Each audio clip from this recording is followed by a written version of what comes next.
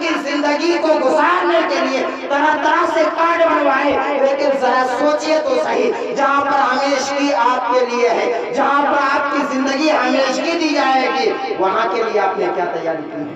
وہاں کے لیے آپ نے کون سا کارڈ بنایا ہے؟ قبر میں آپ کون سے کارڈ کو دکھاتے ہوئے نظر آئیں گے؟ حشر کی میدان میں آپ رب تبارک و تعالیٰ کو کیسا کارڈ دیتے ہوئے نظر آئیں گے؟ اللہ اکبر۔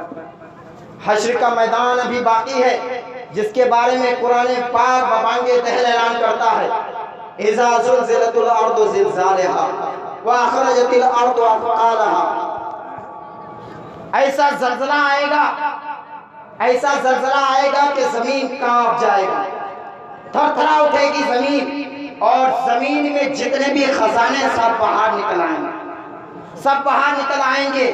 اور آگے بڑھے، اس دن زمین پکارے گی کہ فلاں شخص میرے اوپر یہ کارنامہ کیا ہے، فلاں شخص میرے اوپر زناکاری کیا ہے، فلاں شخص میرے اوپر مکاری کیا ہے، یہاں تک کہ اس ہولناک کے بارے میں بتایا جاتا ہے۔ یہ کوئی قصہ یا کہانی نہیں ہے، قرآن پاک میں ہی آتا ہے کہ یوم یجعل الولدان شیبا، وہ قیامت کا خوف اتنا بھیانک خوف ہوگا، اتنا دردناک خوف ہوگا، جب سور پھونکا جائے گا، اس کے بعد انسان کے اندر ایسی بھیانک طاری ہو جائے گی، ایسا خوف طاری ہوگا کہ اونٹنی جو ہے اپنے وقت سے قبل ہی جن دے گی اور اس کا حمل ضائع جائے گا۔ اللہ اللہ، اتنا ہی نہیں، جو بچہ پیدا ہوگا قیامت کے خوف سے اس بچے کے بال سیاہ تھے لیکن سفید ہو جائیں گے۔ قرآن کہتا ہے یوم یجعل الولدان شیبا، کہ بچہ پیدا ہونے والا جب پیدا ہوگا تو اس کے بال سیاہ رہیں گے، لیکن قیامت کے خوف سے اس کے بال سفید ہو جائیں گے۔ اللہ اکبر۔ اس وقت تم رب کی بارگاہ میں کیا منہ دکھاتے ہوئے نظر آئے گا؟ آج جو ہے بڑے ڈھلنے سے ہم کہتے ہوئے نظر آتے ہیں رب تبارک و تعالیٰ کریم ہے، رب تبارک و تعالیٰ کریم ہے، وہ ہمیں بخش دے گا، لیکن ذرا یہ بھی تو ملاحظہ کرو کہ رب تو قادر بھی ہے۔ پھر قادر سمجھ کر تم زہر کو کیوں نہیں پی لیتے کہ رب تو قادر ہے، وہ کچھ بھی کرنے کو قادر ہے، وہ جو چاہے وہ کر دے۔ تو رب اگر چاہے گا تو زہر کو تریاک میں بدل دے گا، رب اگر چاہے گا تو زہر کو شہد میں بدل دے گا۔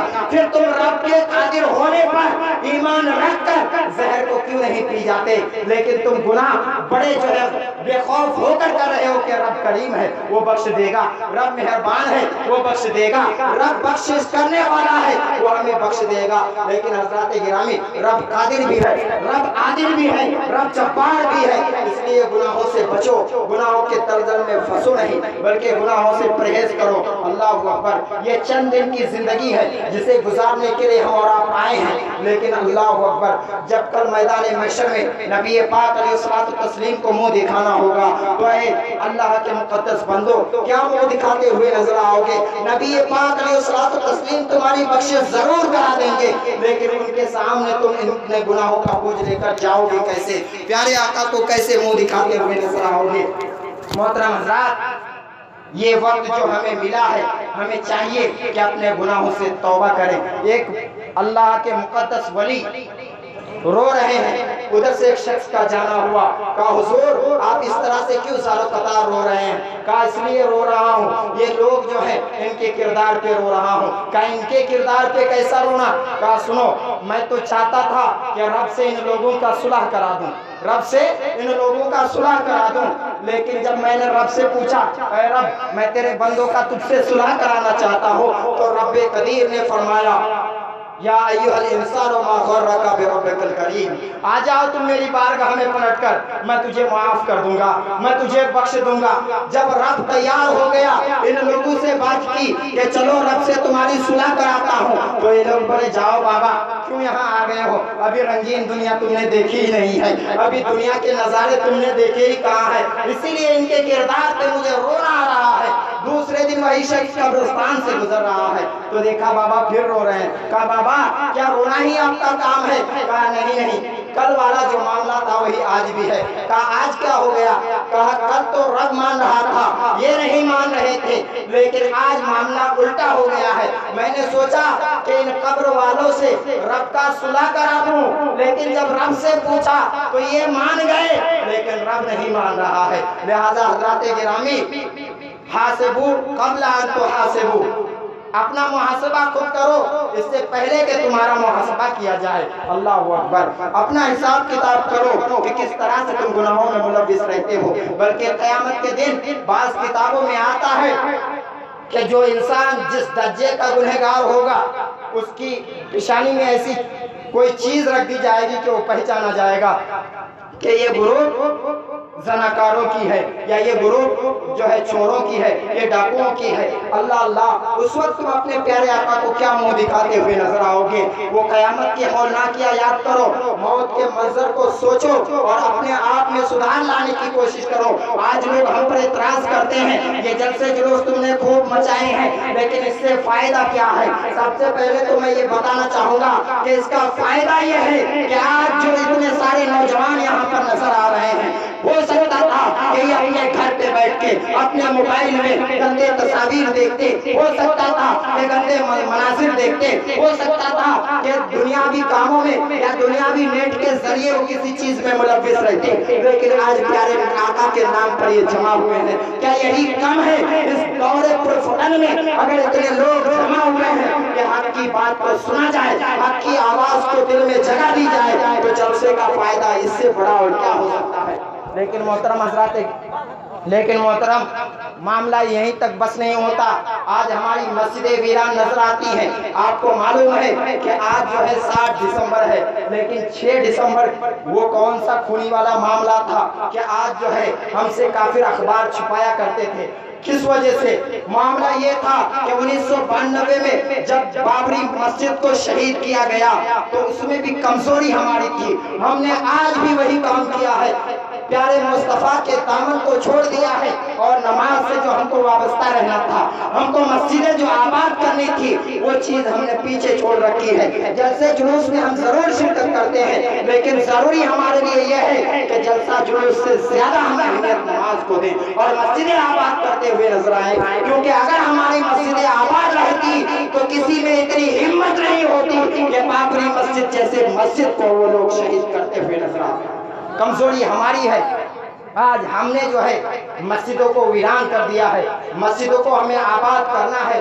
प्यारे आका की आंखों की ठंडक नमाज है, प्यारे आका की आंखों को ठंडक पहुंचाना है। कुरान कहता है, बस खत्म कर रहा हूँ, कुरान कहता है वो अनफुसकुम व अहलिकुम नारा, खुद को और अपने अहल व अयाल को जहन्नम की आग से बचाओ। मैंने पहले भी कहा था और आज फिर कहूँगा कि खास तौर पे हमारी और माँ और बहनें जो ज्यादातर गीबतों में मशगूल रहा करती हैं, एक दूसरे की आनाकानी करते हुए नजर आते हैं। अल्लाह अकबर। प्यारे आका फरमाते हैं मैंने जहन्नम में ज्यादातर औरतों को लटकते हुए देखा। उसकी वजह यह है कि वो ज्यादा गीबतें करती हुई नजर आती है, लान तान ज्यादा करती है और अपने शोहरों की नाफरमानी करते हुए नजर आती हैं। लिहाजा मेरे मुकद्दस माँ और बहनों, आप आए हैं तो खास तौर पे आज के बाद आप अपने पर्दे का एहतमाम करें, क्योंकि औरत का नाम ही पर्दा है, उसकी आवाज का भी जो है पर्दा है। क्योंकि अगर वो कुरान की तिलावत भी कर रही है तो इतनी नीची आवाज में करे कि बाहर से गुजरने वाला, गली से गुजरने वाला किसी नौजवान के कान में उसकी आवाज ना पहुंचे। जब आवाज की इतना पर्दा है तो औरत को कितने पर्दे में रहने चाहिए, आप इसी से अंदाजा लगा सकते हैं। मैंने कहा कि आज अगर हम नौजवान न सुधरे, अपने माहौल को जो है ना बनाए, जैसे कि आज हमारी बहनें जो कॉलेजों में या स्कूलों में पढ़ती हैं, हम उन्हें अपने बाइक पे बैठा कर ले जाते हैं, स्कूलों में छोड़ते हैं, बेपर्दा छोड़ाते हैं। अल्लाह अकबर। क्या इसका सवाल हमसे अल्लाह तबारक व तआला नहीं करेगा? बिल्कुल करेगा।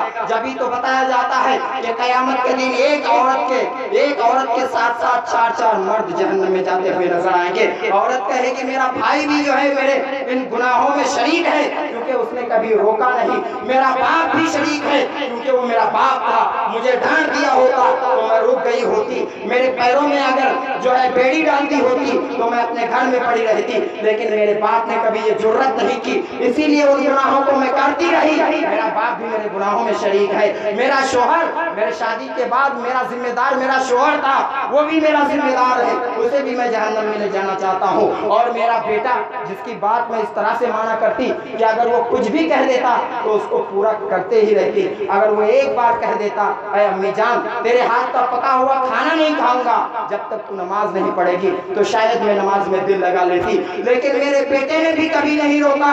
हज़रात गिरामी, कहना सिर्फ मकसद ये है कि सबसे ज्यादा जरूरी हमारे माहौल को आज सुधारना है। जलसे जुलूस आपने बहुत सुने होंगे, मैं बहुत बड़ा कोई मुकर्रिर नहीं हूँ, सिर्फ अपने दिल की बात आप तक रखा हूँ। आप अपने दिल में जगह दीजिए, अगर अच्छा लगे तो अमल करने की कोशिश कीजिए। आज हम अपने बहनों को, अपने बीवियों को सड़कों पर खुलेआम छोड़ रहे हैं। टीवियों पे पर्दा, दरवाजे पे पर्दा, हर चीज पे पर्दा, यहाँ तक कि अलमारी में पर्दा। लेकिन जिस चीज को पर्दे में रखना चाहिए उसे खुलेआम बाजार में भेज दिए हैं। हमें आज गौर करने की जरूरत है, खास तौर से हमारे नौजवान जो लोग कमेटी बनाकर जुलूस और जलसे कराते हैं, उन्हें भी ध्यान देनी चाहिए इन चीजों पर कि जब उलमाए किराम को बुलाएं, चाहे वो कहीं से आए, उन्हें ताकीद करें कि आज का जो माहौल है उस पर तकरीर की जाए। रब तबारक व तआला की बारगाह में दुआ है।